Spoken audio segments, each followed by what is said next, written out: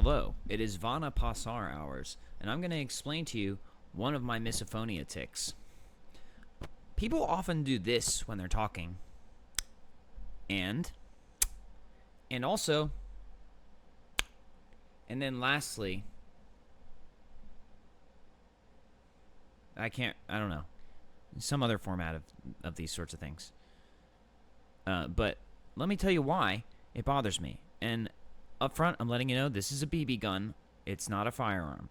But it will do just fine in explaining to you why I don't like it when people use those noises in their conversation, especially to indicate some sort of dominance in the conversation.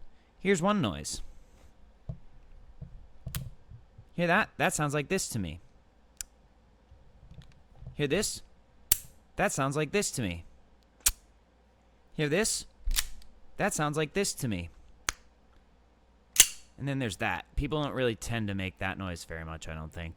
Or I can't think of it right now. But now watch this. When I do them at the same time, and I'll move it so you can see my mouth. There.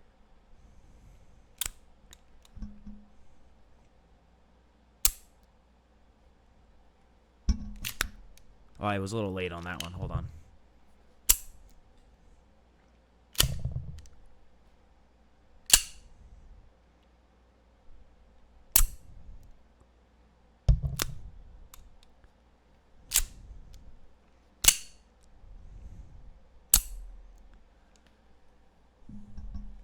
It's all just variations of the same noise. Now I'm going to turn the mic down and do it again. Turn the mics down and do it again.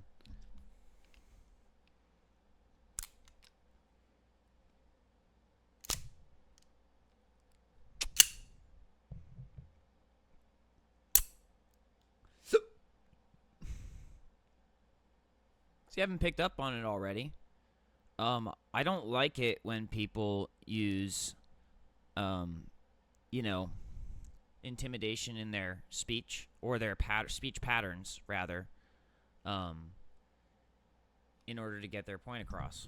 Because, reason being is that, by natural order, I have all of the necessary skills and genetics to be the dominant person on this planet as a male. And if you disagree with me, please don't take offense. Do some research and try to keep your ego at bay while you do that. Now, the reason why it bothers me so much is because I can't use intimidation to get my point across. I'm not allowed because of society. And ever since 5th grade, approximately, I've been told that I have to tone it down so other people can have a chance, basically. So I did, and I've been getting taken advantage of.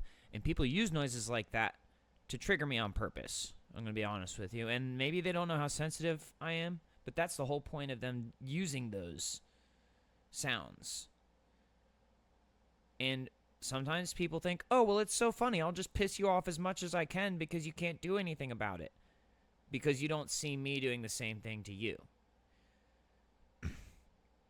I don't know what to tell you otherwise than that's not how this works.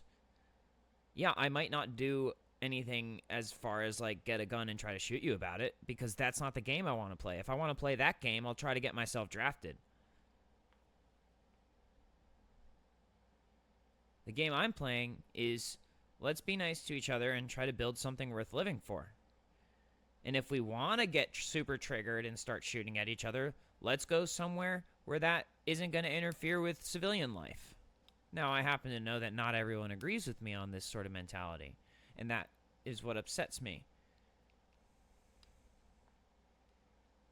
And those people seem to think that it's acceptable to try to trigger me into a rage state or to use it to control me while they think I'm in a docile state. Or that it's just fine and it doesn't matter. You know, that's another possibility. People feel like that too. I don't know what to tell you. If you don't value the way someone else feels about this sort of stuff, then I don't know what to tell you. I spent a lot of my life trying to be very, very careful about people's sensitivities, and it bothers me when I don't receive that same consideration, especially when it's those people who are complaining that I'm showing that respect to. In general, not calling out anyone specifically. I'm just explaining one of my triggers.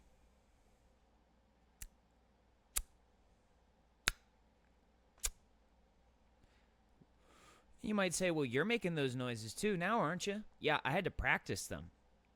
I had to actively practice them because I got tired of them being used against me in a way that I can't control or at least counteract. And I don't really use it in conversations with people. In fact, most of my routines are oriented towards not doing stuff like that, being conscientious about what I'm doing and the kind of impact I'm having. My mental health is not always the best, however, and sometimes I resort to what I would call violence. It's not always physical violence, but I would consider that sort of thing choosing violence because that's what it leads to ultimately. Using those sorts of tactics in conversations. And you might not think that's important. You might want violence, but I don't. You know why?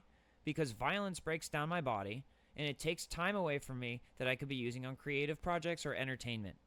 I find that much more interesting because I've already proven myself as an individual person with the ability to be violent. And that's not what life is all about. It's not. And for those of you who disagree with me, I feel sorry for you. Anyway, I hope that lets you know a little bit more about what I'm going through and what's going on inside my head and why I react the way I do sometimes.